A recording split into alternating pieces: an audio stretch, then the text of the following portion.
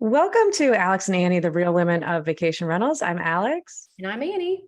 And we are joined today with Matt Landau, who is the founder of VRMB. And I would say one of the largest and most well-known celebrities within our industry and in the travel space. So this is super exciting to have you here today, Matt. Thank you. Thank you for that introduction. Yeah, absolutely. Thank you so much for being here. I really Yeah. appreciate it. Would you, I know I've been following you. Actually, I think I found you when I was at Expedia and trying to educate the Expedia team about vacation rentals and you would pop up. But can you tell us or our listeners a little bit about you and kind of where you kind of entered the space and what you're doing now? Sure. In 2006, just after I graduated with a degree in economics, which I promptly did nothing with, I found myself in the historic district of Panama City, Panama, called Casco Viejo or Casco Antiguo. And I was completely smitten with this neighborhood as a traveler. And I was staying in the only nice place to stay in town, which was a vacation rental fleet run by two guys from Holland. And I ended up just having a transformative travel experience in this up and coming World Heritage site. And it showed me in hindsight that where you stay and who you stay with can really open doors and make a destination. It can give you your sense of place. Mm-hmm. Right. And I was really just intrigued by this neighborhood. I was intrigued by the vacation rental business. I ended up helping them with their website, with some marketing, learning a little bit about vacation rentals, and purchasing their vacation rental business about 1 year later with Really? a business partner. Yes. And poof, So all of cool. a sudden overnight, I was a vacation rental manager. Oh my gosh. And everything went wrong. Exactly. Oh as I no, expected. the economics degree did not come through for all the things. Everything went wrong. Oh, But because there was no competition in town, it was literally the only place to stay. We were able to not only stay afloat, but we were able to learn from our lessons. And we were able to build a pretty nice little business. And mind you, this is back before Airbnb existed. I was doing the basics, making a website, building a brand, doubling down on our logo, things like that we had to do before there were these tools that generated unlimited inquiries. And Annie, it was right in these early days that I started documenting what was working and what wasn't working. And I started sharing those tips with other vacation rental managers out there. And that's when I first got in touch with the team at HomeAway. I remember Adam and Eileen, they reached out. They said, "This is great. Would you be interested in writing some blog posts for us?" I said, "Sure."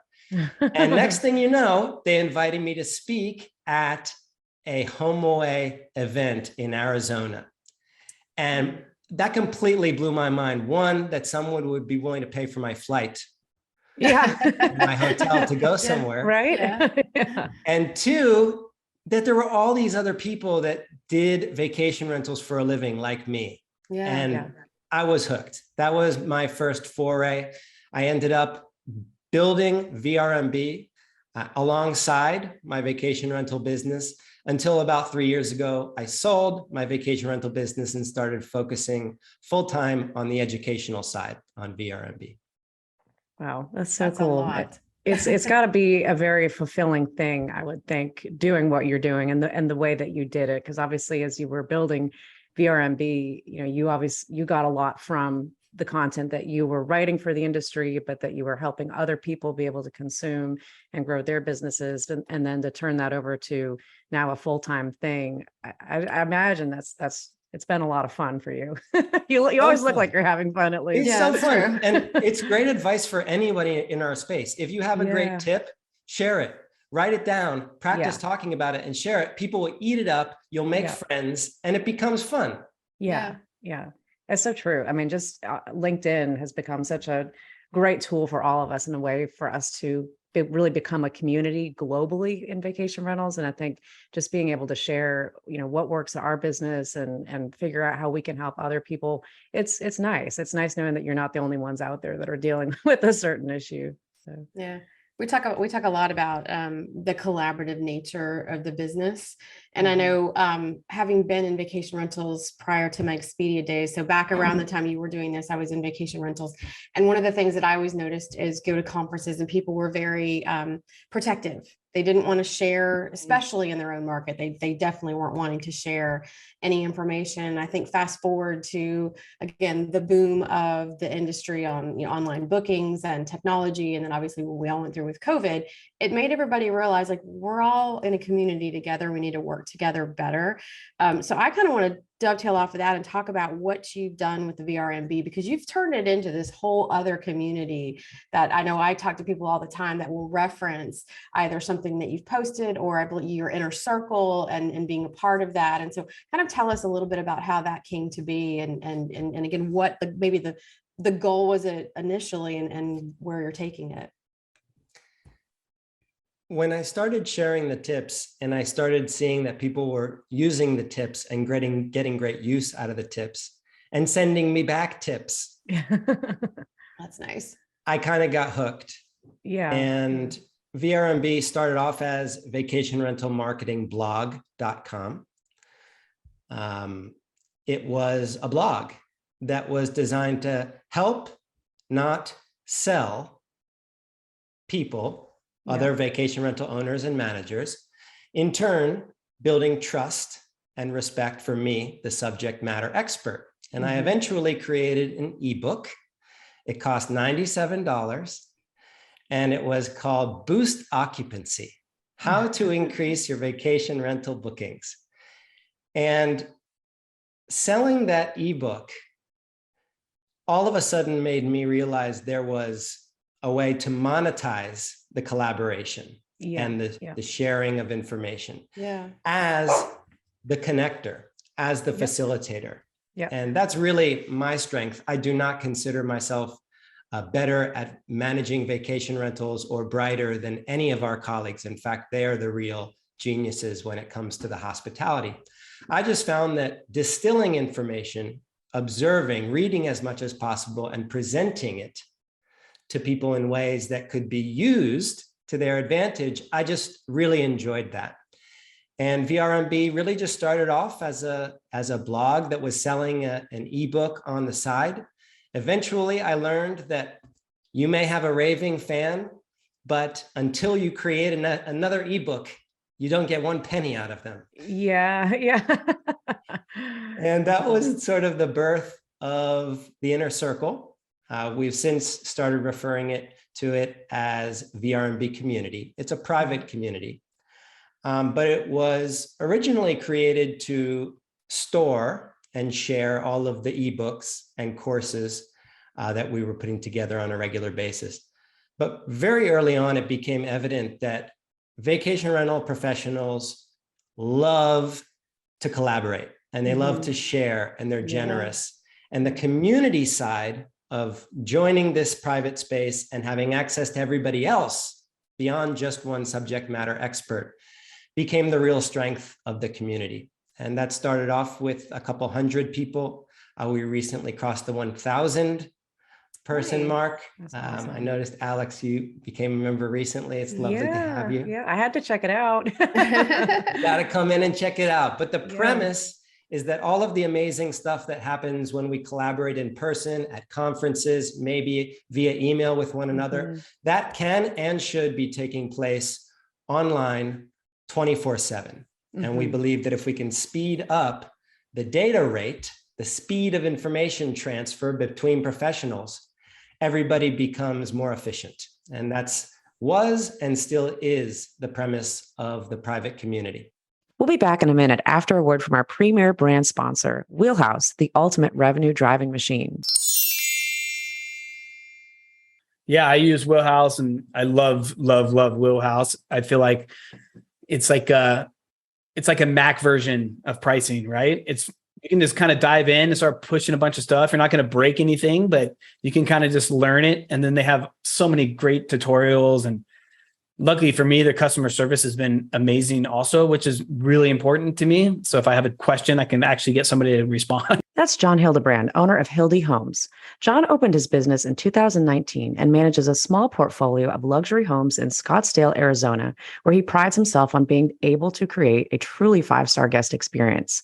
We asked John what it was like trying to figure out a pricing strategy as a newcomer to the industry. Well, when I first started, I didn't even know any of that stuff exists. I just was doing it all manually. And I'm like, this is so much work to try to figure out pricing all the time.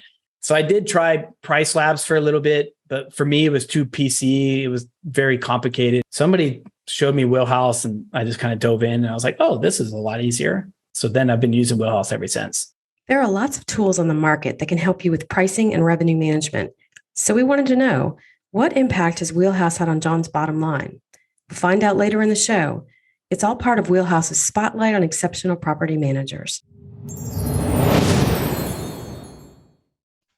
Yeah, that's great. And Cool. there's so many things in there that I'm sure, Annie, you're thinking the same thing that I am, that it just reminds me of a lot of ideas that we've had for what we want to do with our podcast, and just kind of the premise of it, that, you know, the connector, that's the word that Annie and I are always referred to, and refer to each other as connectors. And that's really what we enjoy doing, and connecting the dots, you know, between inspiration and opportunity. That's one of our taglines.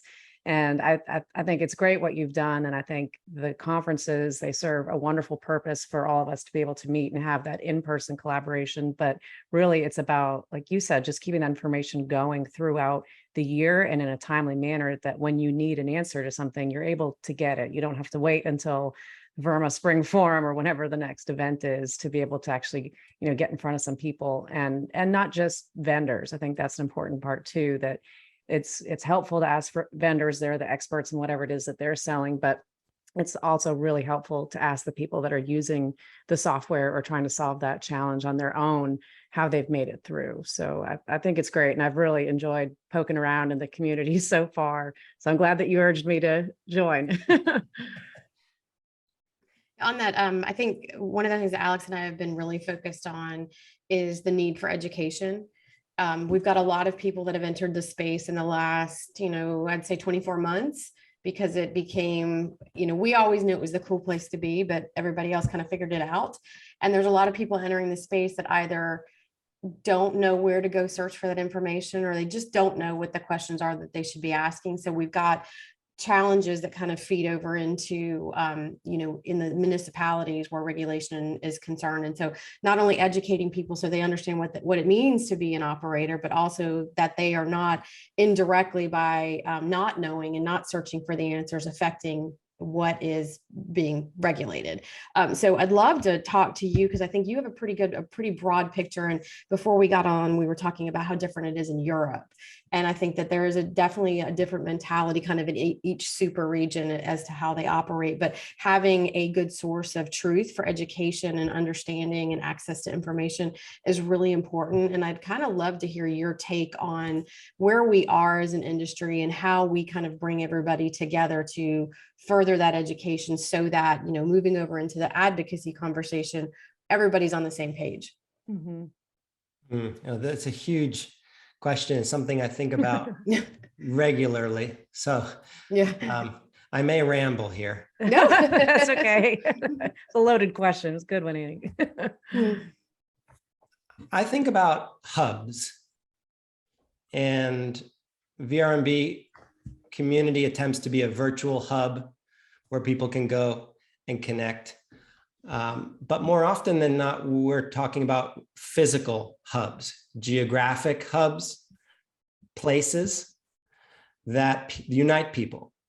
And when we look at advocacy, the destination is what everybody in that market has in common. It's what they're all defending. Yep. And what they all need to pool their resources towards. And I can't think through any big solution to that question without an important role of local alliances,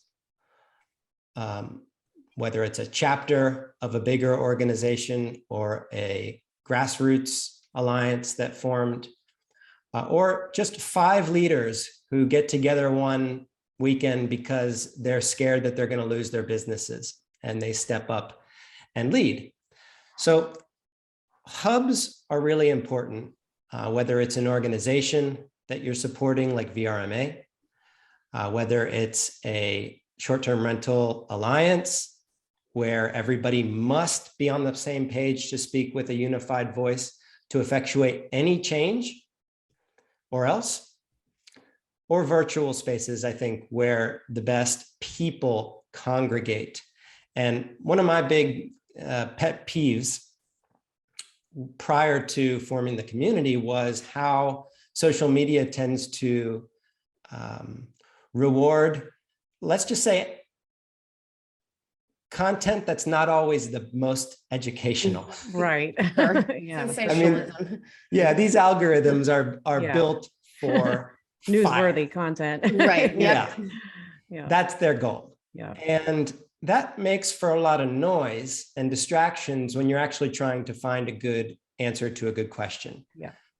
So I always like to recommend that you're aware of the space, the hub in which you are working, you're aware of who is operating it and what kind of information you're seeing. You're aware of the objectives of the hub. I think in the case of a short-term rental alliance, again, for those who are listening, if you don't know if your destination has a short-term rental alliance, go look right now. Hopefully there is, and you can join. If there's not, you need to begin to create one, because until these local regions have alliances that unite voices, the regions will never be united together. Mhm. Right. Yeah. That is the hardest and longest slog in the industry right now. Shout out to groups like Rent Responsibly and anybody who works on advocacy, period. Yeah. That is Yeah. a slog. Yeah. The other angle, of course, is from the top down. If one person can effectuate a whole bunch of change, that's also great. On the advocacy front, that's a little bit easier. Mhm. We've seen a lot of progress on that front in our industry over the last few years. But educating vacation rental stakeholders, and in a lot of cases, the people who interact with our businesses, such as neighbors and guests, Yep. that's the role of the professional. Mhm. Whether we like it or not, we are ambassadors and we are educators. For people in our industry, that means uniting and sharing best practices and attempting to speak with unified voices. And for others, it's calibrating the expectations so that people who are getting into the space for the first time, whether it's their first stay or they're going to be a vacation rental host, they need to have realistic expectations. And I know you guys love the not an Airbnb comment is great, because Yeah. it's not an Airbnb. Yeah. It's a Right. craft. Right. Yeah. Yeah. It's Exactly. a profession. Yeah. Yeah. Yeah. We are not Kleenex. Yeah, Not there's a lot of work Kleenex. to be done on that, but I think we are excited about.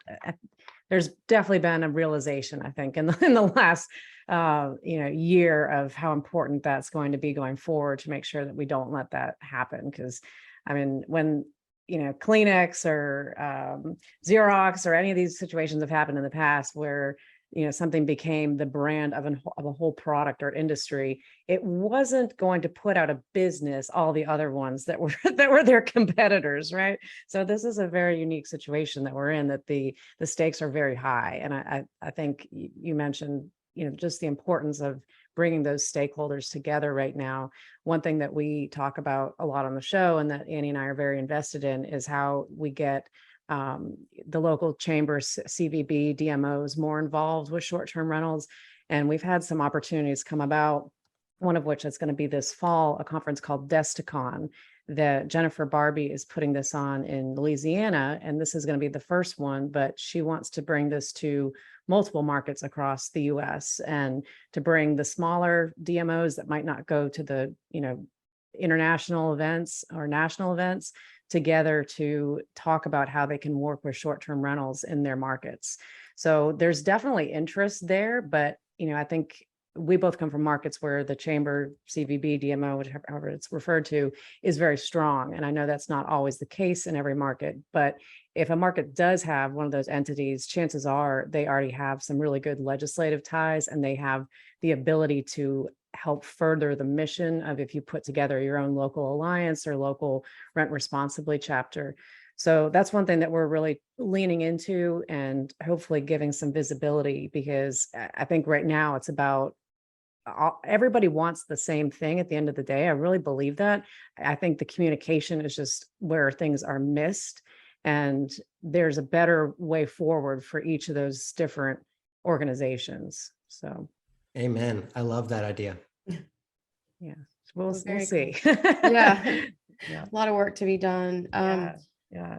So one thing that you talk a lot about, and I've only heard it just through your podcast, but I know at your events you really go into detail on the theory of limited edition. Can you tell us more about that? I think it's just sounds really incredible. Yes. When I first moved to the historic district there in Panama, I was walking around with a realtor, and she explained to me that because this was a UNESCO World Heritage Site, there were strict restrictions on building. You couldn't just build up or out. You always had to preserve the facade and approximately the floor plan of these historic buildings. And she said, for these reasons, there will only ever be a fixed amount of properties on the market. Mm-hmm. She said, for this reason, it's what I call a limited edition investment. I was like, whoa, I love that. Yeah. I'll take two. Yeah. That's the urgency for sure. But I just love that. And I started using it as often as possible. I started watching Antiques Roadshow. Yeah. Mhm. Yeah, that's a great show. I watched way too many hours of that. And that's the show, for those who haven't seen it, in which people bring in objects that they found in their attic or that their grandmother passed down. And a specialist explains the provenance, the background of that object and its value. And oftentimes the value is like hilarious. You know, it's a pen that's worth $200,000. Yeah. And I started observing the patterns of the most valuable objects. And they were not made of more expensive materials. They rather had this strict limited supply. So that pen that was used to sign some important document, there's only one of them, or maybe two of them, or maybe six of them ever created. Right. So that strict limited supply was one running characteristics about these objects. The other was that they were fetching top dollar compared to their average counterparts. That was commanding respect from the buyer in a way that was drawing these loyal people who collect pens to the object. And what happened after that was that these people who were obsessed with the pens became friends. Okay. They created these little pen communities. Right. Because they're all obsessed with pens. So I started connecting dots here, and I said, vacation rentals as a category is predicated on character and personality. Yep. And if we were to apply the dynamics of collector's items with what we do for a living, suddenly you start to see these rules that you should be operating by that create a one-of-a-kind positioning for you and your business. And especially in this time when big money is flowing in, those who create the limited edition moat aren't playing by the same terms. And they've created these niches for themselves that are so unique, that are valuable. The multiple of these businesses is significantly greater. And it is true to themselves. And so the theory of limited edition is comprised of 4 rules, 4 pillars. Should I share them? Yes, please. Okay. The first is family, owned and or operated. Yep. The second is local. Yep. Locally based, not headquartered across the country. The third is specialized in a particular property type or special interest, or even geography. It could be the same building, street, neighborhood. Yep. The fourth is surprises, the delightful surprises that you get when you stay at a boutique hotel, engineered into the business model. So these four things: family, local, specialized, and surprises.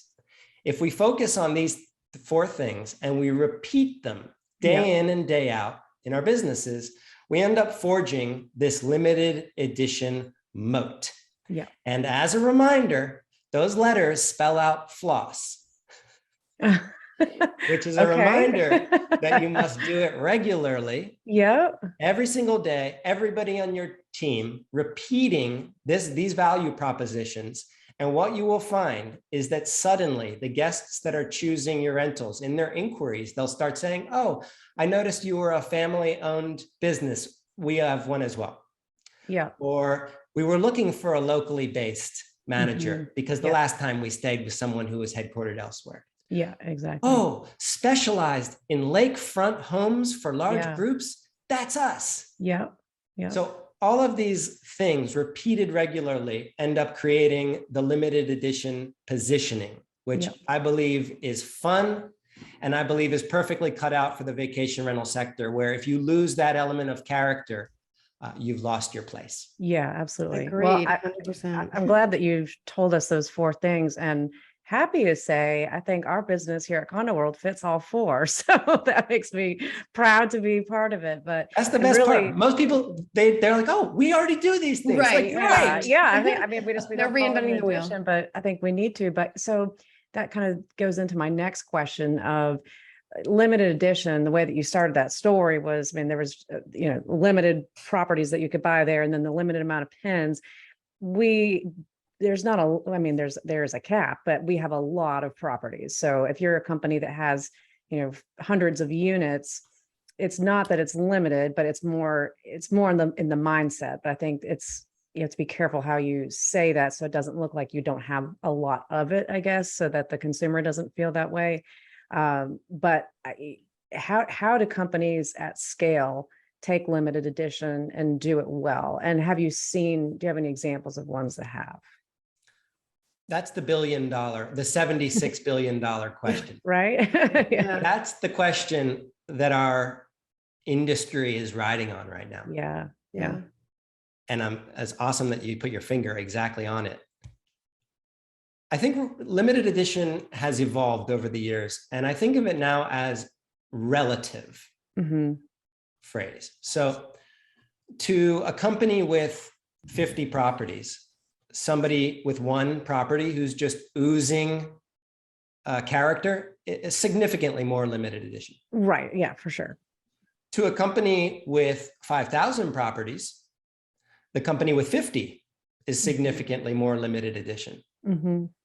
Now, step outside the vacation rental sector and say to a company like Marriott, a company like Vtrips or Casago are supremely limited edition. Yeah.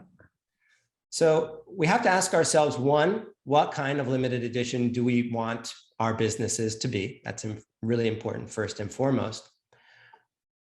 But in terms of how we scale it, I keep going back to the irrefutable, which is character is the number one reason people choose vacation rentals outside of the obvious. Number two, each home is different. Yep. Each home has its own homeowner. Yeah. Yeah. In most cases, some weird new models out there. But in most cases, every home has its own homeowner who bought it for a reason. They're each different. All the decorations are different. This is both the best part about it and the worst. Part. Yeah. They're like, oh God, not this again. Yeah. Right? Well, because it goes to the professional side of things, that concept of, okay, we could standardize, we could make all of our linens, all white. So it's more like a hotel experience, but what does that take away from the experience of being in that home or that condo? And it does, but yeah, I think you're spot on. I mean, the companies like a Vtrips or a Casago that are doing that well at scale, huge kudos to them, because it's not an easy thing. I also learned something from being on the road with both those companies for a number of months doing some filming. Standards are a luxury in our industry. Standards give you first mover advantage, which sounds weird to say, because if you have one property, you have standards. Yeah. But your one property is one of a whole bunch in any given destination, and it's a complete crapshoot as a guest, as a traveler, myself included. If I don't know someone in any given destination, I'm booking, it's Russian roulette. It's unpredictable. And that's why some degree of standards that are served to the traveler become suddenly a game changer. And you don't need to be the most limited edition business if what you're focusing on is that wide scale standardization. Yeah. And those two companies that I just mentioned, that's what they do. Yeah. And I think that is tremendously innovative. And it's very different than the person with one property doing limited edition. But I think at the core of everybody who's trying to make money and enjoy this industry, the core is exactly how you phrase it. How do we scale that one of a kind experience that makes vacation rentals great? It's interesting. Living in a market where the largest publicly traded vacation rental management company purchased several groups over the years, the ones they purchased were limited edition. They had very specific ways of doing business and treating their guests and their branding, and they were very well known for that.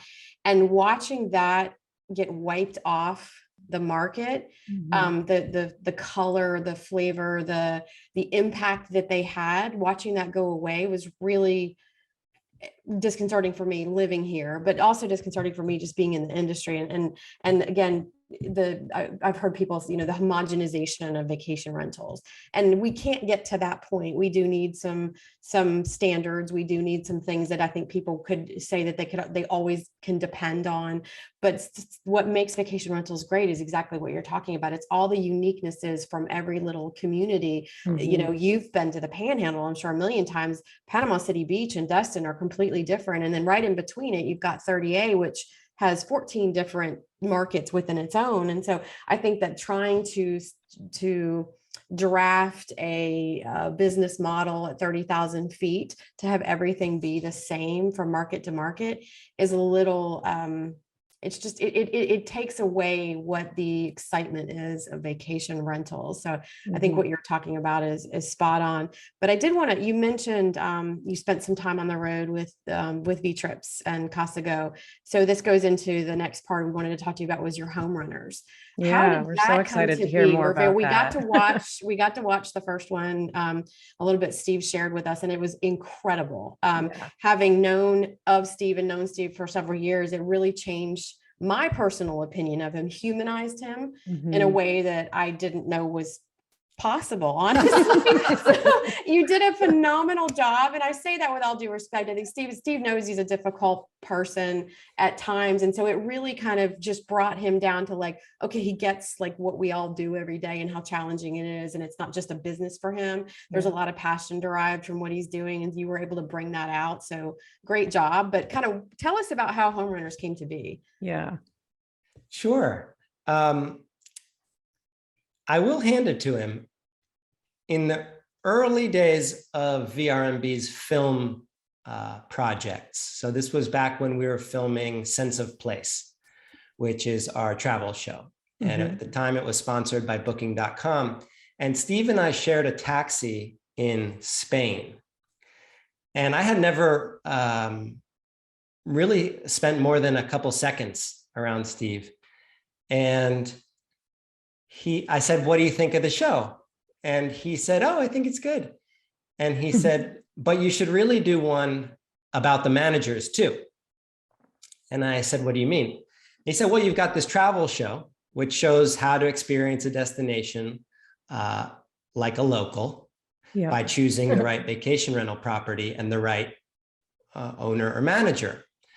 What you should also do is the companion series and go behind the scenes and show what it actually takes to do the management thing properly.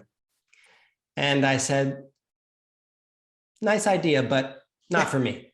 Right. And it did sit in my mind for a number of years. We continued doing our travel show. I started getting to know Steve and his business.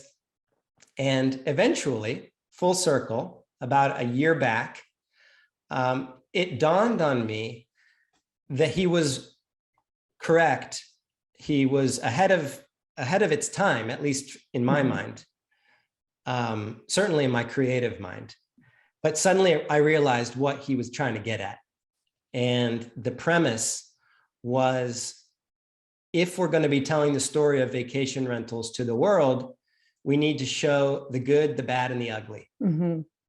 And that bad and the ugly is what was going ignored by pretty much every storyteller out there making money off of our industry, from reality TV producers to headlines about scams and crimes to get-rich-quick salesmen promising that you too can make $1 million. get a Ferrari off of Airbnb. Yeah, that's where my mind immediately went to when you said that it was a few years ago that he brought that up, and that it had to have been post-COVID that you changed your mind on this. Was actually a great idea, because that is what's happened. And I think that's led to a lot of the problems, the Airbnb, the legislative issues, is that the media has made it seem like it is easy to run these businesses, and that it's a get rich quick and it's just passive income. And that's not the case for, you know, what we're trying to defend of an industry that we all love so much. So I think the show will be very well received, and you've got such a huge audience now, because I mean, short-term rentals have just exploded, that it's not just, I think it'll be interesting for vacationers, but I think your kind of B2B sell on that is vastly larger than it was even a few years ago. So the timing on it seems like it's pretty good. Yeah, it is, because everyone knows approximately what our industry is, but no one knows that there is a professional category in which a whole bunch of geniuses are running around building little hospitality empires. And in some cases, they're one property. But they're so bright, and they're so thoughtful, and they're revolutionizing hospitality. And that's a story that we think the rest of the world will get into, the same way that you don't have to be a chef in order to appreciate Chef's Table. Right, exactly. You just have to like food. It's about storytelling, you know, and you're a great storyteller. And I think this is going to be a great show. But at the end of the day, what all we do is about people. And when you look at the companies that have scaled well with limited edition, a Casago or a Vtrips, they've done that because they've invested in their people. They empower them to feel connected, that they are part of the outcomes and what this means to people and families that are checking in with them.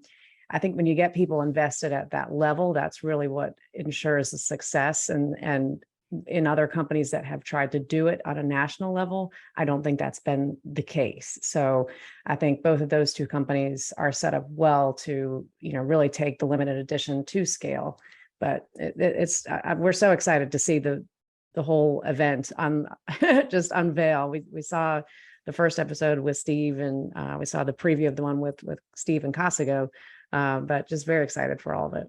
Can we tell people about our special event in October? Yes. Can't believe we waited so long.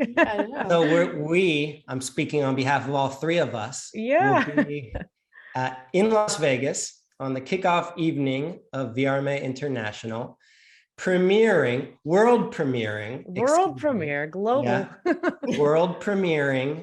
the first episode of Homerunners. It will be a free event.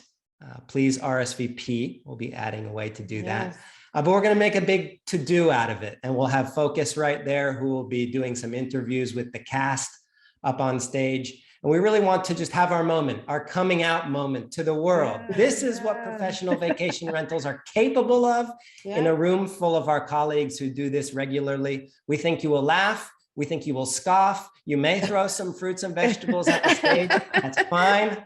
That's vacation rentals. And so that's October 23rd. And maybe we can include a link in the show notes. Absolutely. Yeah. And so our involvement on this, and thank you very much for asking us to participate. We are going to be hosting the red carpet as everybody enters to see the premiere. So we are very, very excited about that. And we've got a list of some different celebrities that we will be interviewing on their way in. And we'll be making sure that all those celebrity guests have their black tie and formal gowns on. That was one of Steve Milo's requirements. So it's going to be a lot of fun. And we're just very excited to participate. Where do you see, so you've filmed 2 episodes. I think you're still working on the second, but how many episodes do you think it's going to be? And where do you see this going? Like, is this something that you plan on getting on Discovery Network and it becoming, or going on Netflix, something similar to the series that they have about the world's most amazing vacation rentals, like something along those lines? We'll be back in a minute after a word from our premier brand sponsor, Wheelhouse, the ultimate revenue driving machine. But Wheelhouse for me has been game changer. I mean, I probably make 30, 40% more revenue and definitely get a lot more bookings because of it. We're back with John Hildebrand from Hildy Homes. Revenue management still requires a human touch, and it helps to have an outside source to validate your thinking. How does Wheelhouse's support help John know if he's making the right pricing decisions? Mostly I just talk strictly with the customer service over there. I'm like, hey, my one property is kind of slow. Am I doing something wrong? Can you mind looking at it, my pricing? And they're usually pretty amazing. They'll jump in, they'll look at it. They're like, okay, it's really saturated right now and you're in a slow market this time of month, but the next 2 months, it looks like it's going to pick up. Wheelhouse is offering listeners of this podcast 50% off your first 2 months. Go to usewheelhouse.com and enter promo code AlexAnnie, or contact them and mention this podcast.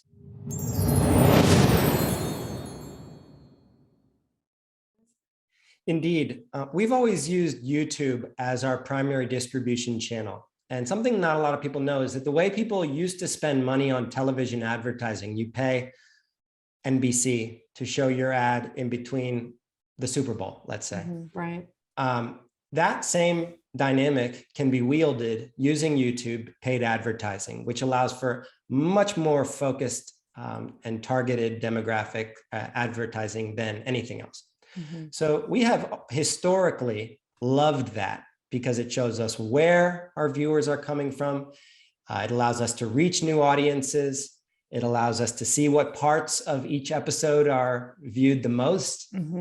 And this is all super interesting for us because we feel really strongly about owning all of our content and all of our creative. In fact, this whole film thing got started when I was asked to film a makeover style vacation rental show. And it was by a reality TV producer that's done a bunch of shows that we all know. And immediately I said no, because it was so obvious what they were going to do to my brand and my reputation. Right. And that overnight success just was not a narrative that I was ready to get behind. And they would have owned all the creative and owned all the content. So in passing on that opportunity, my mentor challenged me. He said, if you're going to pass on something that big, you need to come up with your own idea. You're followed up with something else. So that was our first big lesson in requiring that we owned all the creative and the content as we built it. However, YouTube can only go so far in terms of distribution. As you mentioned, there's different platforms that reach different groups in different ways. So our goal for Homerunners is indeed to continue filming. We just finished filming the Casago episode that's in post-production, to continue filming and to pursue these different platforms that likely don't know anything about vacation rentals other than it's kind of a sexy topic right now. We think we have a good case there, but we also have a pretty neat backup plan, which is a built-in closed network of hundreds of thousands of very highly targeted screens throughout the world. And that is the vacation rental management community. So we started thinking to ourselves, as a backup for if nothing else, who would this content be great for? And back to our conversation about conveying professionalism, Yeah. setting expectations, pulling back the curtain, even if it's ugly. Mhm. We thought a good demographic for that would be people who are staying in vacation homes. And if every vacation home within the community had a place where you could watch Homerunners materials, we have kind of a built-in way of hacking the system in that sense. So this is new territory for me, but I tend to like looking at the resources that we currently have already, as opposed to crossing our fingers that we're going to find some kind of deal. While we pursue those options, this will be our standing plan. Okay. Wow. Well, that's a great plan. And I Yeah. think no matter which way it goes, you're definitely going to help a lot of people and entertain people and make them laugh and make them want to go on vacation. So that's what it's all Yes. about at the end of the day. Have you But identified the next Yeah, property good managers you're question. going to work with? yeah. Not yet. You know, it's been quite a learning experience, this project. Our travel show was a relatively linear process. We'd go to a new destination, having pre-chosen our host through the community, having pre-chosen an iconic vacation home. We kind of knew everything was going to be great. We'd do the experiences. I'd write an essay, and then poof, we got ourselves an episode.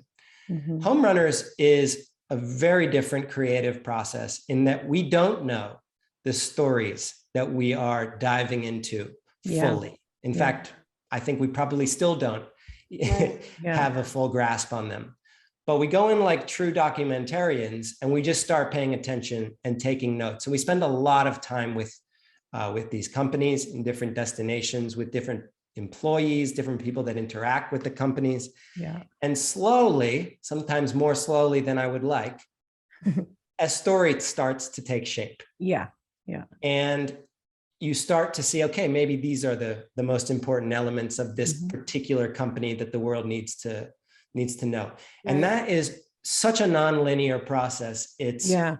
insane. So we made a rule. We're not taking on new projects until we have basically got the end of one project Yeah. near completion.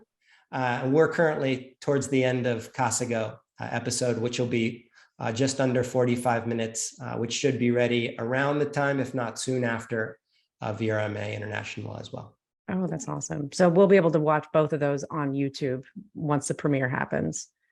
You know, we'll be able to watch them. For anybody who's listening here, we'll place a link, whether it's YouTube or a private server, one will work. Okay.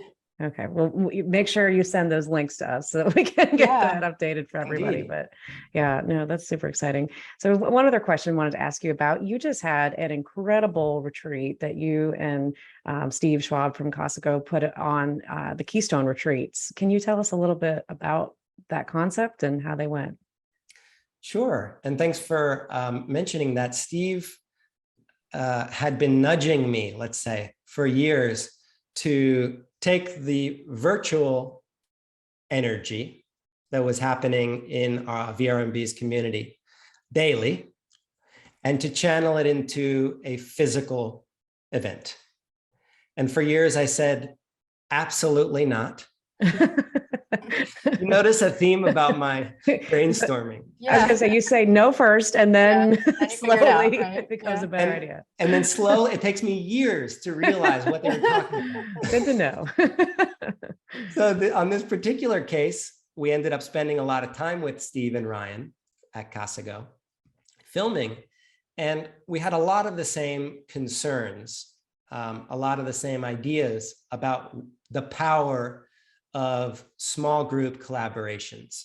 And frankly, I had never attended a retreat before or a mastermind type group. I was in one on Skype one time, but I know people talked about retreats in a different way than they talked about online stuff and the way they talked about large conventions.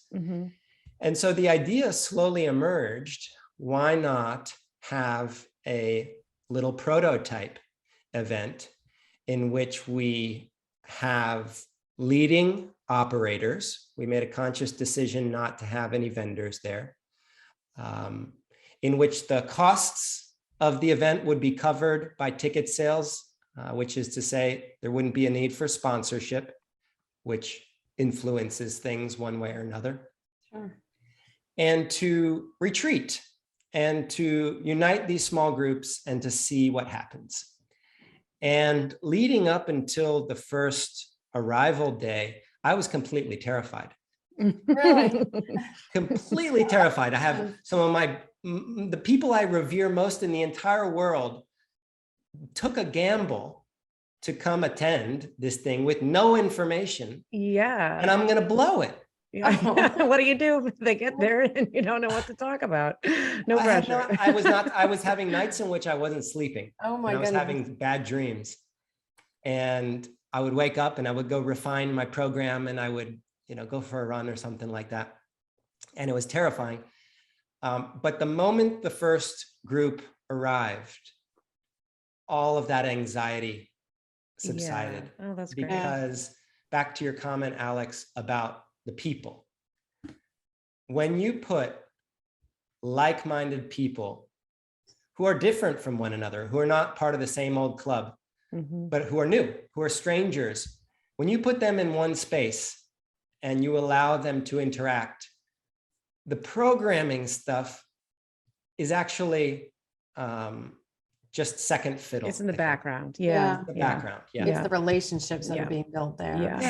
Yeah. No shortage of things to talk about, I'm sure. I'm sure it just fostered great Yeah. conversation. Yeah. Yeah. Nonstop talking. Like I had this cowbell that I would have to. I heard about the cow. Yeah, we saw a lot about the cowbell. That's probably the More opposite of what you cowbell. thought. You probably had a harder time getting everybody to refocus because they were just engulfed in their own conversations. Right. Completely. Yeah. And they would have gone on forever had we not stopped them and Keep moved on on to the next scheduled event.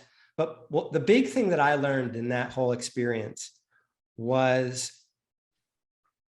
growth requires uncertainty. Mhm. And in leading up to the event, I was so uncertain and I was so confused. And I had been challenged by various people who put on these events for a living with questions that I simply didn't have the answers to. Right. And only at the end of the fourth cohort did I realize that I just went through the unraveling and then the building back up process that we designed for our attendees to go through. That discovery process, I went through it myself in figuring out what do we want out of this little retreat. Yeah. And that was a really cool personal learning experience for me. I have started seeing things very differently. And I certainly still deeply appreciate everybody who showed up with no way of explaining to their spouses what the hell it was. Yeah. Plenty of them afterwards were like, honey, I still couldn't even describe it to you. Yeah. But we know there's something cool there. The commentary that came out of it that I know that I've seen was just like people just were, again, appreciative that somebody put something together just for them, that they didn't feel the pressure of having a vendor that was there to make them feel uncomfortable. But to your point about you learning as you go kind of thing. And one of the things that Alex and I touched on almost instantly when we decided we were going to do the podcast was like, just get so uncomfortable. Like the more uncomfortable you get, the more learnings you're going to have. So you just had that experience. And now you're going to be able to do these events without even thinking about it and go to your, be pushed to your next really uncomfortable place to do something amazing. That's beautiful. I think it's also worth pointing out that do all the uncomfortable things so long as you've got like some good people around you. Oh yeah. Right. Yeah. Yeah. Don't That's do what it you by guys yourself.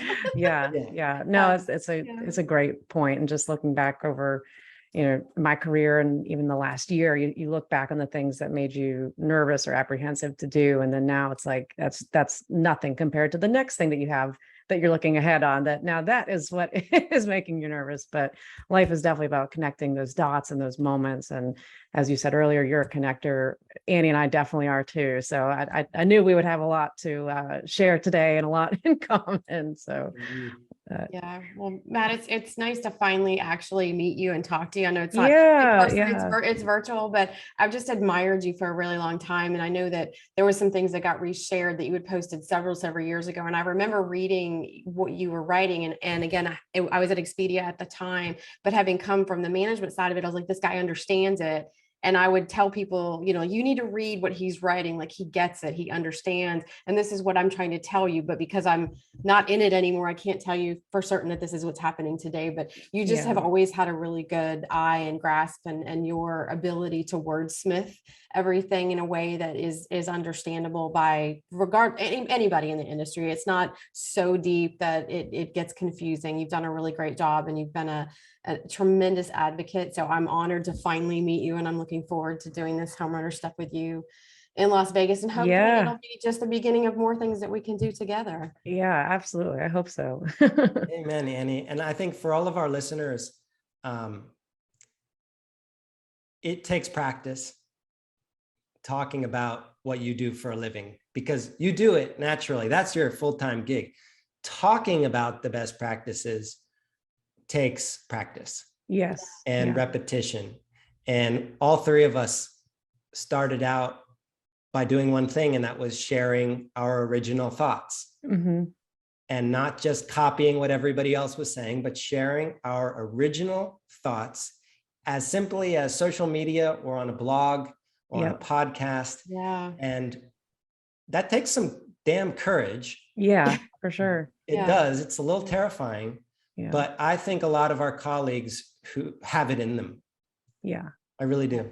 Yeah. We've got several of our upcoming guests were at the retreat that you just had, and they're part of what we've dubbed our all-stars of exceptional property managers that we're going to be bringing on to have conversations. It sounds like similar to what you're talking about at these retreats, but we agree. I think there's so many great minds in our industry, and a lot of them that don't always have a voice to share, or they might not feel comfortable at a conference asking a question or getting up and doing a presentation. I mean, that's still scary to a lot of us. So I think podcasting has been a great way of just giving some voice and some very well-deserved notoriety to these people that are really exceptional within their own businesses and communities. And I think building your personal brand is something that everybody can probably do a little better. Yeah. A little more these days. Whether you're working for another company right now or yourself, it compounds. The investing in that brand and sharing those original thoughts regularly, it adds up over time.